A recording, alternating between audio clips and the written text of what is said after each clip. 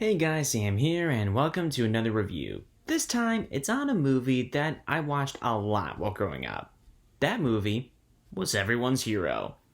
I mean, think about it. Young boy, loves baseball, is a fan of the Yankees, and was around the main character's age at the time. It was the ideal film for me back then. But now that I'm older, I have to ask, has it gotten better over time, or worse? Well, here's a little background first. The film came out in September of 2006. It was distributed by 20th Century Fox and produced by IDT Entertainment. It also was outsourced to Real FX Animation, which has helped with films like The Wild, Open Seasons 2 and 3, and Scoob. And just like with some of those movies, it wasn't exactly a critical darling. Reviews were mixed, and the film, which had a $35 million budget, only got $16 million at the box office. Ouch.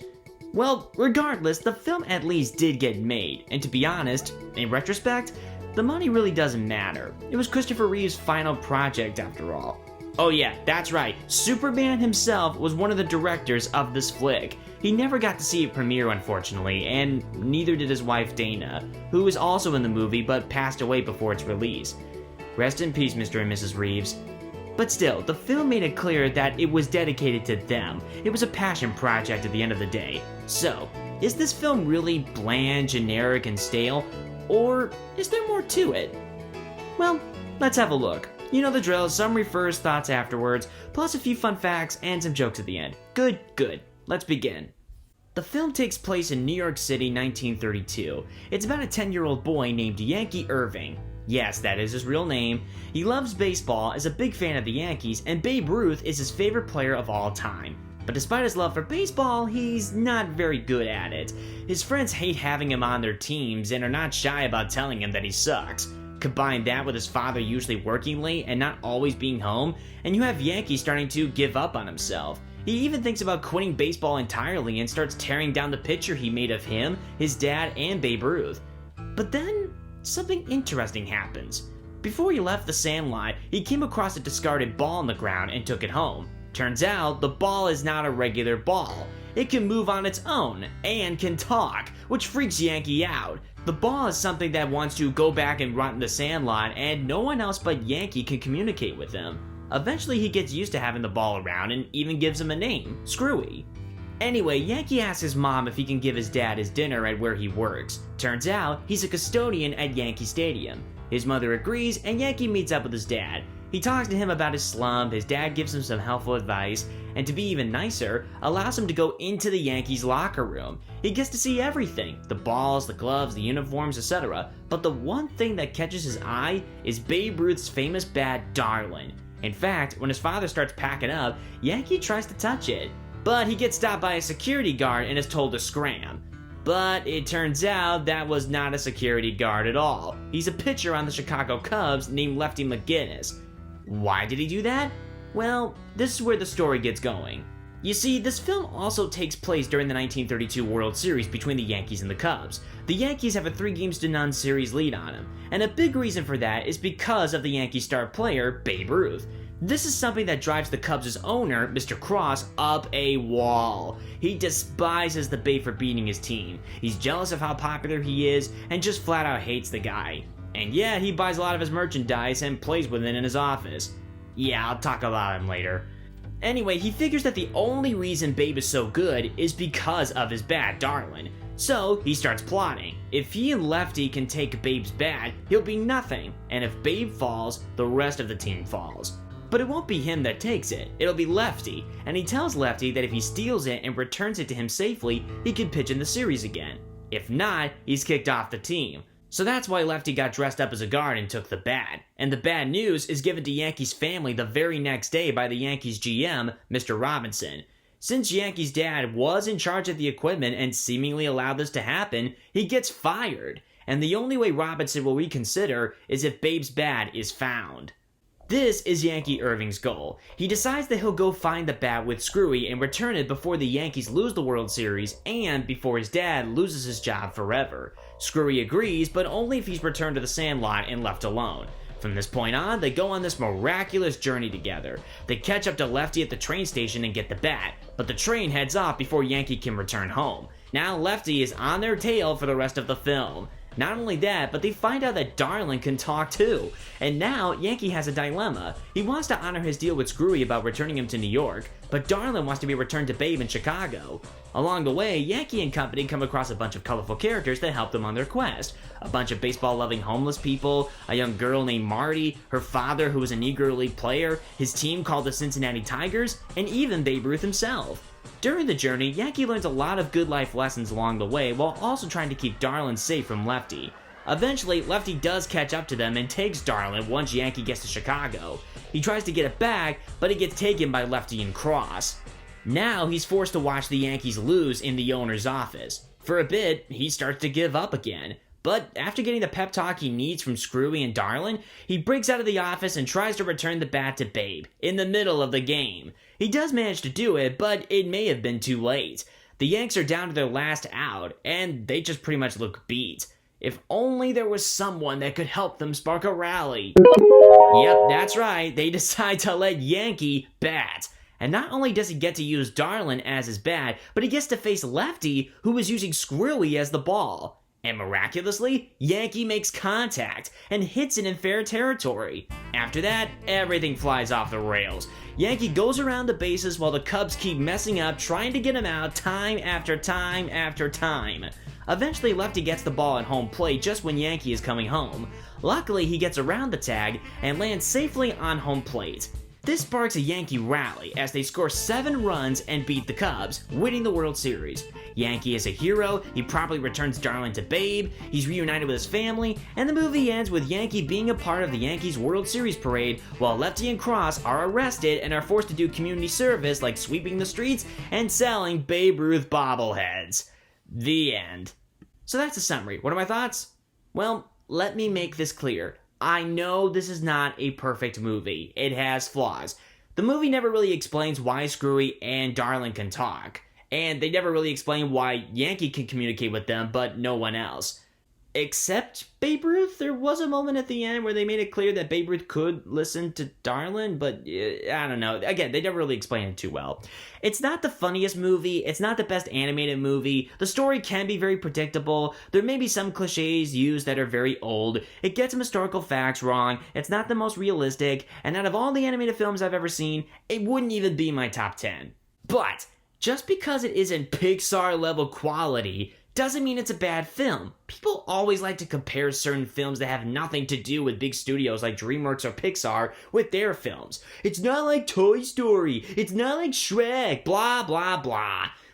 I'll be honest, I've done that a lot myself. Comparing certain cartoons to Avatar when I should have just let it be judged solely on its own, for example.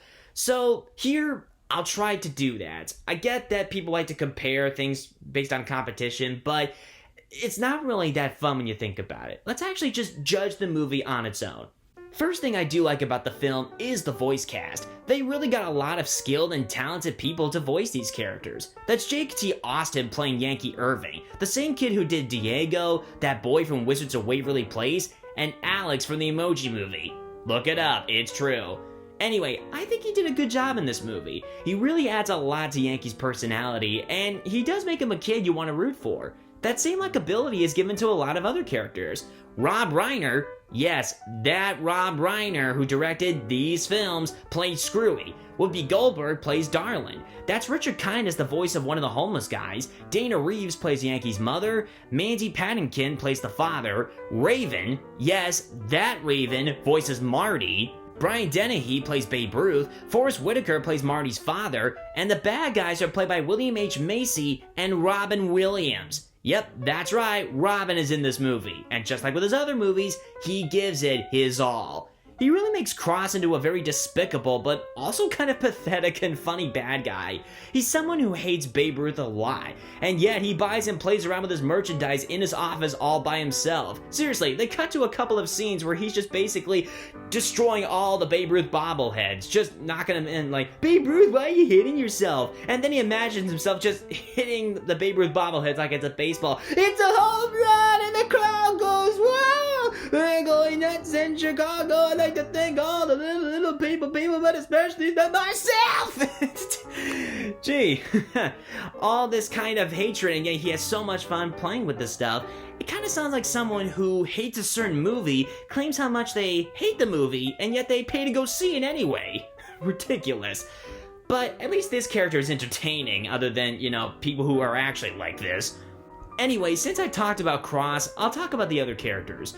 Like the secondary villain, Lefty, William H. Macy has proven that he can be funny, and he really cracks me up in this movie, especially when he is hit with so much pain and suffering.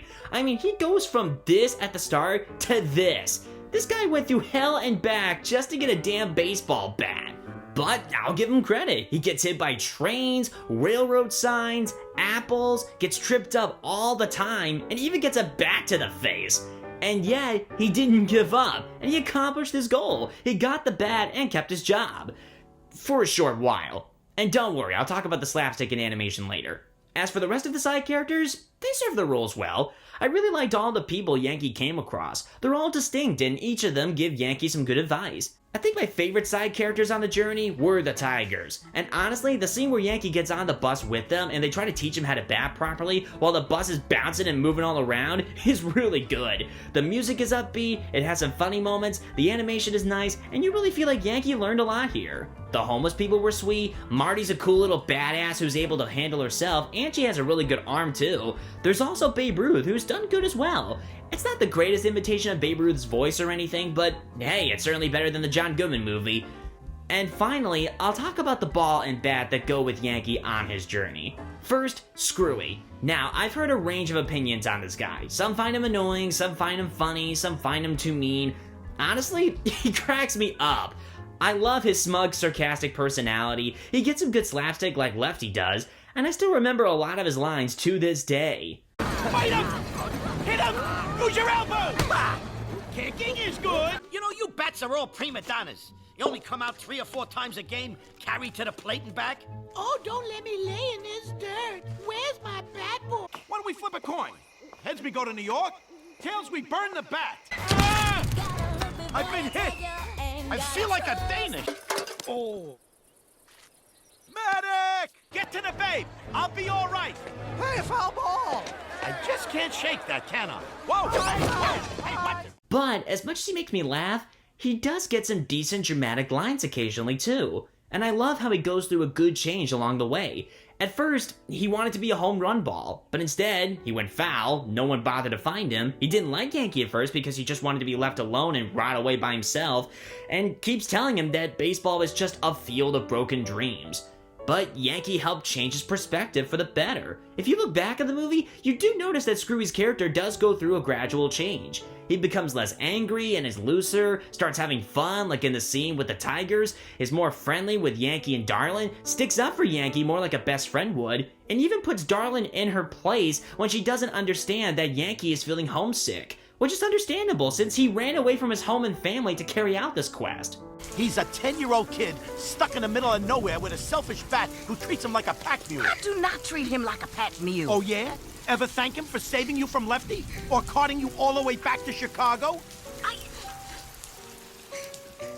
In fact, this scene right here where he tries to help Yankee not give up before the climax is great. He acknowledges that his old advice wasn't right, and he gives Yankee the pick-me-up he needs. Most importantly, he reminds him of what his goal was at the start, to save his father's job, and that the fight isn't over yet. To me, this was his best scene. As for Darlin, I do like her character too. At first she does act a bit selfish and spoiled, but like Screwy, as the journey goes along, she becomes nicer, sticks up for Yankee as well, and becomes a good source of advice too. In fact, the scene where Screwy reminds her that she hasn't thanked Yankee at all for helping her, and she tries to make things right, is her best scene. She acknowledges that she acted unfair and helps lift Yankee's spirits, even if it is a little sappy. You know something? You remind me a lot of Babe. Oh, please. Really? Yeah, oh, yes. You know, I believe he's gonna like meeting you. Thanks, darling. No. Thank you, Yankee. Oh, brother. You could pour this stuff on pancakes. Yeah, that's my favorite line in the entire movie, hands down. Also, I do like how the ball and bat go from rivals to friends that respect each other. The scene in the owner's office shows that, and it was a good moment. Now, back to Yankee. Like I said, he goes through a lot just to save his father's job. It is a noble thing to do, but the movie acknowledges that he isn't perfect, and he is a kid. He can be naive, give up on himself too easily sometimes, does miss his family during the journey, and he isn't this cool, stoic, and badass boy. He's just a regular boy who manages to beat the odds and does a lot of great things because of his kindness, courage, and his willingness to do what's right. Okay, how about the rest of the movie? Well, the music was nice. Are there some pop songs here? Sometimes. But I personally think they fit the scenes well, and there is some good jazz music that fits the time period too. Chicago, Chicago, that toddling town. Chicago, Chicago, I'll show you around. And yes, I know the movie doesn't go in depth about the Great Depression and stuff like that since it's set in 1932, but that's like not putting high emphasis on 9/11 in a movie that's set in Canada in 2002. It's not needed. Hell, even Mr. Enter himself knows that was a stupid thing to complain about. And when Yankee's father does get fired, this scene does show us that this is the worst time to lose a job. Stanley, what are we gonna do? We're gonna be out on the streets. I'll get another job. I'll get 2 jobs. There are no jobs. I like how it's implied and that they didn't have to preach about it to the audience. Also, about the criticism of not talking about segregation, which is what one critic complained about, here's a few things. A, the movie isn't about that. B, it's not needed to further the story. And C, it's a pointless thing to complain about. It's a nitpick and not a gigantic problem, plain and simple. And if you're complaining about, the African American characters were not great, I mean, look, okay, they're not the most fantastically written characters ever, but they're likable, they're sweet, and they help Yankee out with his journey. I love Marty. I really like Marty's mother, too. Like, she literally went after Lefty with a broom. It's like, just wait till the police get here. She's cool. And Marty's father is also really good, too. I mean, if I were to let the nitpicks bother me so much, and I just kept filling this review with them, the video wouldn't be as fun to you guys. Yes, Yankee Irving does get his sports history wrong. Yes, I know. Like, especially for a Yankee fan, these are little gripes. Like, for example, they say that Darlin was made about 3 years before 1932, which is 1929. And Yankee says that was the first year the Babe hit 50 home runs. But he actually did that in 1920. 54 home runs, in fact. Then 59 in 1921, and 60 in 1927. And hey, I didn't have to look all that up, I just know that from memory. So yeah, like I said, the film gets some historical facts wrong, but we know that. We know the 1932 World Series was a 4-game sweep, not a 7-game death match. There was no wacky inside-the-park home run that happened in the series like it did in the movie, and no 10-year-old boy got up to bat for the Yankees in the World Series. It's a kid's movie. Let it go. Hell, the story is loosely based on what actually happened to another Yankee. In 1941, Joe DiMaggio was in the middle of his 56-game hitting streak, which is still a record, when suddenly his favorite bat was taken away. It actually made Joe very angry. But thankfully, a boy from Newark, New Jersey found the person that stole the bat after searching for 5 days and was able to return the bat to Joe. You see, truth can be stranger than fiction. And besides, we all know that very weird things can happen at the ballpark. I mean, I still don't know how this play happened, but it's now remembered as one of the craziest and wackiest moments in MLB history that you have to see to believe. Speaking of wacky things, that inside the park home run in the movie is unrealistic, but was funny as hell. First, Yankee hits the ball in the infield, everyone just stops and stares at it, he starts running, Lefty runs into the catcher, throws the ball to first, but the first baseman is so distracted by a hot chick in the crowd that he isn't at first to cover the ball. Then, he and 2 other Cubs bonk heads trying to get the ball, this guy fails to tag Yankee out, lets go of the ball, has it conk him on the head, Lefty soon gets the ball at home plate, but Yankee gets around him by stepping on his face, jumping from his foot, flies in the air in slow motion, and literally lands on the dish on his keister. It's over the top, silly, and crazy in the best possible way. Then you have the animation and slapstick. Yes, it can be dated, and it doesn't hold up too well compared to other films like Pixar's. Yeah, but for 2006, it's still decent, and the animation is at its best when it gets to the slapstick. The stuff with Lefty chasing after Yankee is done so well. I think the best animated scene is when Lefty gets on top of the train and tries to avoid all these railroad signs. It's really creative and funny. And yeah, that scene where Lefty tries to run away from the night train is probably the funniest bit of slapstick in the movie. Bottom of the ninth, kid.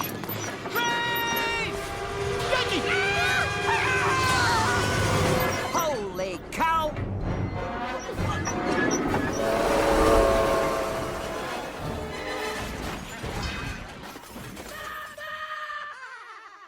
In the end, the story, comedy, animation, and characters aren't the greatest, but what really makes this film decent in my eyes is its heart and good messages. Keep your eye on the ball, get your feet set, and you can hit anything you can reach. It's not the bat, it's the batter. And most importantly, keep on swinging. Now look, if you can't get into this film, I get it. It does have some stuff that people can find aggravating, and some might find it to be too familiar. But I still enjoy it, flaws and all. Like the film said, even if you're not the biggest or the best, you should keep on swinging. On top of that, the voice cast is great, there are some good jokes, some decent lines, fun slapstick, and it has a lot of heart and passion behind it. Like I said, it wouldn't be my top 10, but it doesn't have to be. I could still like it for what it is. If you don't, that's also fine. But if you do give it a chance, it could win you over. You may need to have a little suspension of disbelief, but trust me, it's worth it. Final score, 7 out of 10. Okay, now we are on to the fun facts.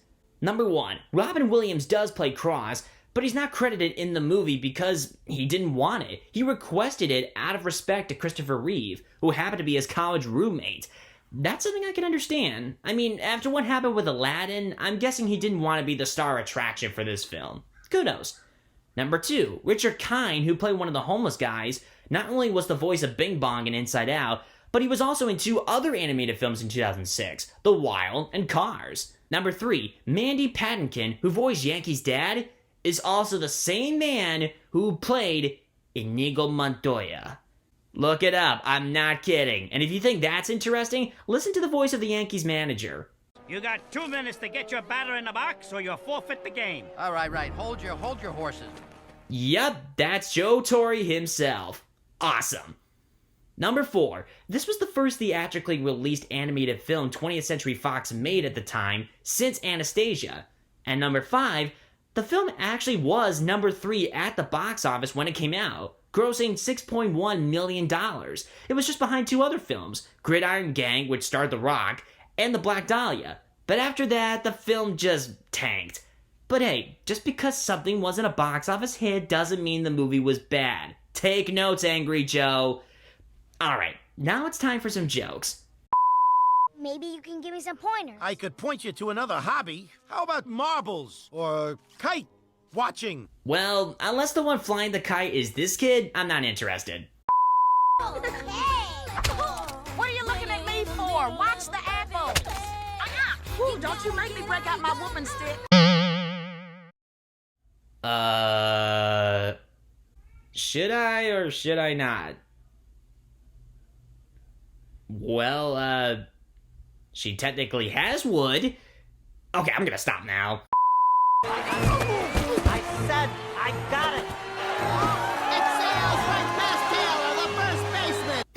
That's the best way to lose your Major League status. Hey, why are you back in the minors? Oh, I was sent down because I got a boner for this chick in the stands during the World Series, and I kind of costed us the championship. Best way to get sent down, or worst way? I'll let you guys be the judge of that. Oh my goodness! This is so good. Wow! You gotta be kidding me! Keep going! Go! You're invincible! You've gotta be kidding me! They stole a run! You have gotta be kidding me! El Mago indeed. That is unbelievable. That is incredible.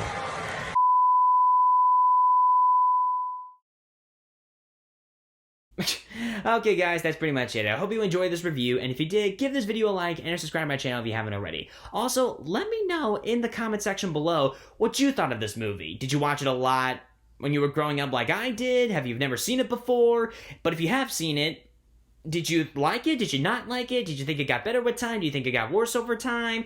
Let me know what you think. Anyway, thank you guys for watching, and as always, my name is Sam, and good night, everybody.